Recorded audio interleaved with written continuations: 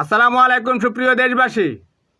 নোয়াখালীর বিএনপি নেতা বরকতুল্লাহ বুলু সাহেব সর্বকালের সবচেয়ে জনপ্রিয় প্রধান উপদেষ্টা মিস্টার ডক্টর ইউনূস সাহেবকে বলেছেন যে ডক্টর ইউনূস সাহেব নাকি ক্যাথলিক খ্রিস্টান।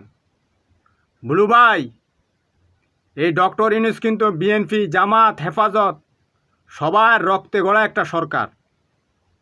এই সরকারকে আক্রমণ করবেন না, এটা নিজেদের উপরে আক্রমণ পড়ে।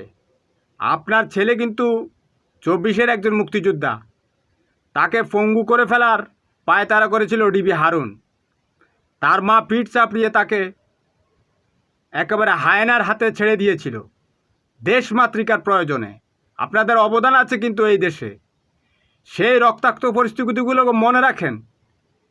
সেই রক্ত দেওয়ার কারণে, আপনাদের পরিবার সাফার করার কারণেই